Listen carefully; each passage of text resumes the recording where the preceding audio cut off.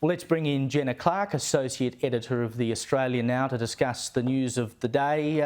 My God, it was a hell of a day in Parliament. Your response? Yeah, Caleb, look, following on from your really strong editorial there, I think what we saw in question time, especially today and all throughout the House of Reps there, was complete and utter political and policy capitulation by the government to the coalition. And I think it's only made all the more toxic with the fact that we're now seeing, images beamed in from the Prime Minister touching down on another overseas trip to talk about things like AI. So I think it's going to be a very interesting weekend to see what the weekend papers have to say, specifically in my own newspaper by my colleagues Paul Kelly and Dennis Shanahan. But I think this could be very, very sticky for the government moving forward. And some great reporting by the West Australian on this story earlier this week. Indeed, and we'll talk to a reporter from the West Australian about what he's been seeing later in the show. And it's just extraordinary how fast the government changed its tune today when it came to those amendments from the government. But I have to say, Richard Marles looked every bit the Prime Minister, even though he's acting in the role, when he stood up in question time and said this is the right thing to do. Might have been a bit late, but he showed some leadership. Yeah.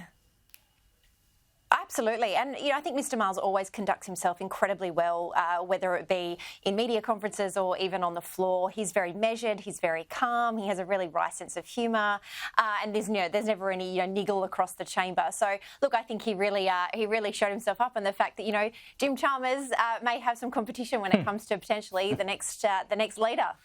Yes, indeed. Now, an ABC radio presenter quit live on air yesterday. He said he was sick of receiving penalties for speaking bluntly. Josh Zepps made the shock announcement on ABC Radio Sydney afternoons. Take a listen. Having truly rational, bullshit-free conversations about controversial issues is risky these days.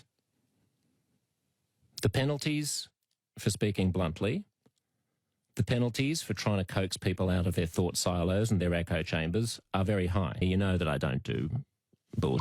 I'm a bit of a straight shooter. The bottom line is I'm a bit too spicy for this gig. It's an extraordinary admission, not just about himself. And I have to say, Josh Zepps would be among the best broadcasters the ABC has, because he does open up discussions from all angles, and he's very much committed to that. But apparently the ABC's not all on board with that.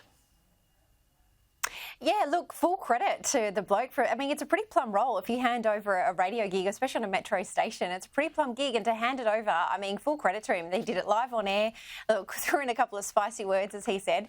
And I find it really interesting when you kind of delve a bit deeper into Josh. He did present afternoons in Sydney. He always had really fascinating takes. And I think what I really enjoyed about him as a broadcaster, and what I will continue to enjoy when he moves into his podcast world, is the fact that you never really know where he's going to land on a subject. And I find that really, he's like a palate cleanser for opinion in this country. So I think it's great that the fact that, he's put it out there and said, I don't want any more bull dust, and it's going to be interesting to see what he does next and see how the ABC responds and who they put in the chair to replace him.